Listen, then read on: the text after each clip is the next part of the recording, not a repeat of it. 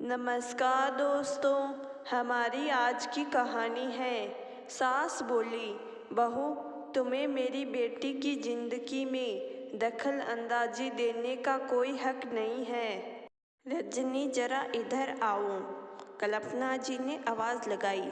रजनी रसोई में सब्जी बना रही थी। इसे छोड़कर कैसे तुरंत आती, इसलिए गैस ही बंद करके आ गई। जी मम्मी जी कहिए, रजनी ने पूछा।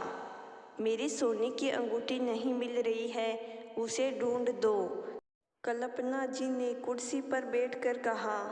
आप कहीं जा रही है? नहीं तो मैंने तो ऐसे ही कह दिया।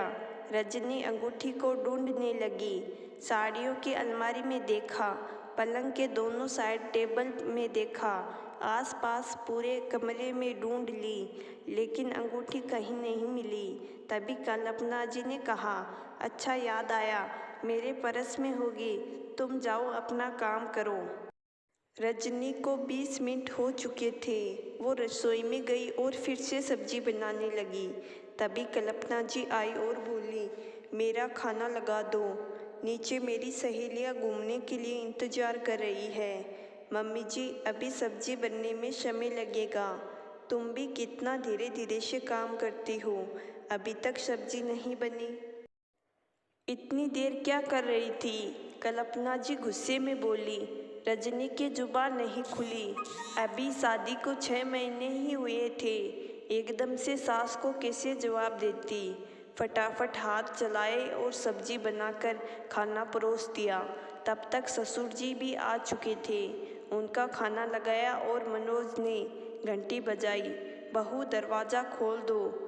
रजनी ने रोटी बनाते हुए हाथ धोए और दरवाज़ा खोलने गई। सोफे पर ननंद बैठकर टीवी देख रही थी। उसने दरवाज़ा भी नहीं खोला। आई तो सास बोली, ससुर जी की थाली में रोटी नहीं है, थोड़ा जल्दी हाथ चलाया करो। रजनी चुप रही और रोटी बनाने लगी। मनोज ने कपड़े बदले और खाना खाकर कमरे में चला गया। रजनी को रसोई समेटने में देर हो गई। कमरे में पहुंची, मनोज चिल्लाकर बोला, कब से तुम्हारा पति कमरे में अकेला बैठा इंतजार कर रहा है और तुम हो कि रसोई के कामों में लगी हो। रजनी को मनोज का चिल्लाना और स्पर्श दोनों कांटों के समान लग रहा था। सुबह नैना बोली, भाभी मेरा टॉप आपने प्रेस नहीं किया, आपको रात को कहा था। आपको तो कुछ याद ही नहीं रहता। नाश्ता बनाने में व्यस्त कुछ कहती इससे पहले नैना बोली, अब नाश्ता तो दे दो, मुझे देर हो जाएगी। दीदी आप तो 9 बजे जाने वाली थी, अभी तो 8 ही बजे हैं, इतनी जल्दी नाश्ता नहीं बना है। रजनी के इतने कहते ही नैना गुस्सा हो गई। मम्मी भाभी को समझा लो, मुझसे कितने सवाल करती है।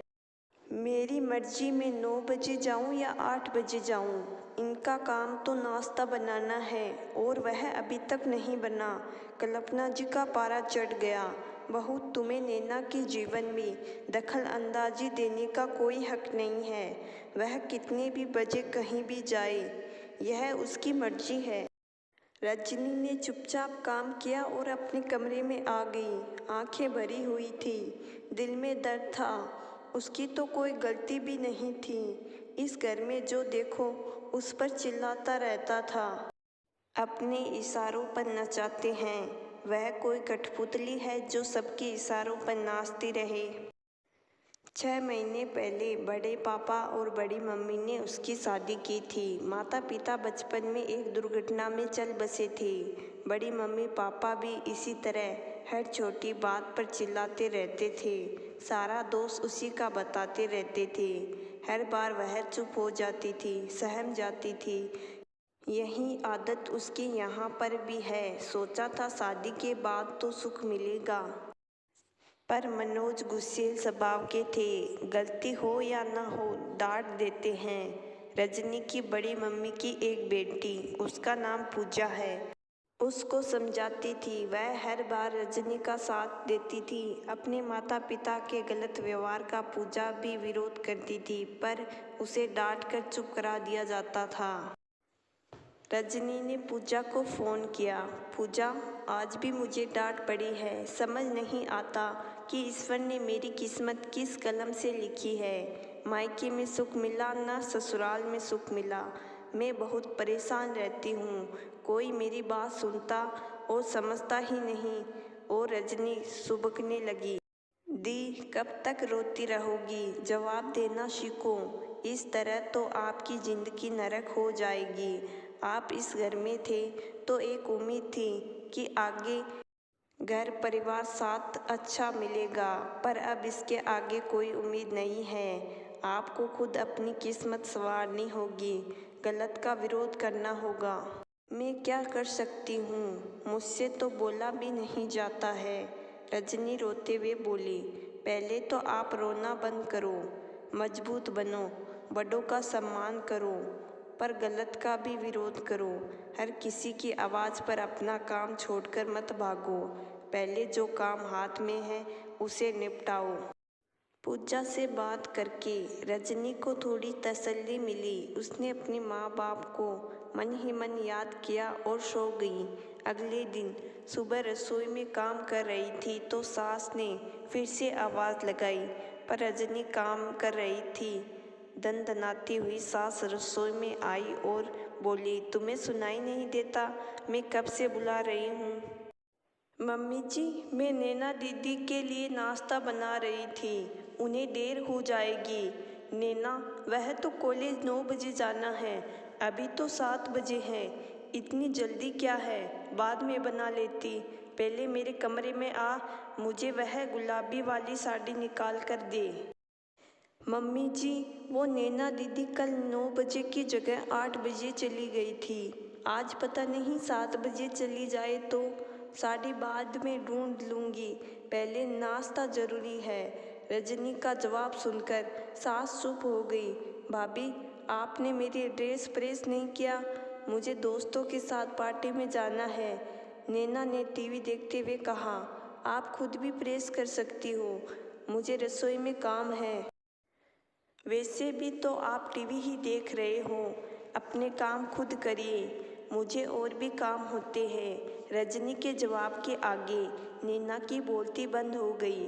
अब उसने अपना कोई भी काम रजनी को बताना छोड़ दिया।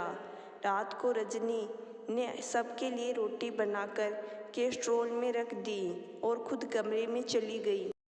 वहाँ मनोज को आश्चर्य हुआ कि आज इतनी जल्दी कैसे आ गई। खाना नहीं बनाना क्या? खाना बनाकर रख दिया, जिसको खाना है वो लेकर खा लेगा। अब गर्म फलके के चक्कर में मैं क्यों समय बर्बाद करूं? मैं क्या सारा समय रसोई के कामों में लगी रहूंगी? रजनी की बात सुनकर मनोज हैरान रह गया। उसके पास कोई जवाब नहीं था। 2 दिन में सबकी अक्ल ठिकाने आ गई। अब रजनी किसी आवाज़ पर दौड़ती हुई नहीं जाती थी। सब लोग खाना खा रहे थे। घंटी बजती है, पर रजनी अपने हाथों का साथ छोड़कर नहीं गई। सब कहते रहे, पर वह एक कान से सुनकर दूसरे कान से निकालने लगी। सबको समझ आ चुका था कि अब रजनी के रंग बदलने लगे हैं। सबकी आवाज़ धीमी हो गई। रजनी घर की सभी जिम्मेदारियां निभाती थी, पर अपने तरीकों से पूरा घर संभाल रखा था, तो कोई कुछ भी नहीं बोलता था। पूजा ने हिम्मत दी तो रजनी इतना बड़ा कदम उठा पाई। चुपचाप से सहने वाले को सभी सुनाते हैं, क्योंकि वह सुनती है। जवाब देने लगे तो सब सुनाना छोड़ देते हैं। अगर कोई गलती करे तो उसे डांट भी खानी चाहिए, पर बिना गलती के बातें सुनाई जाए, हर समय दबाया जाए, ऐसे में तो बोलना चाहिए। तो दोस्तों, मैं आशा करती हूँ कि आज की कहानी आपको ज़रूर पसंद आई होगी।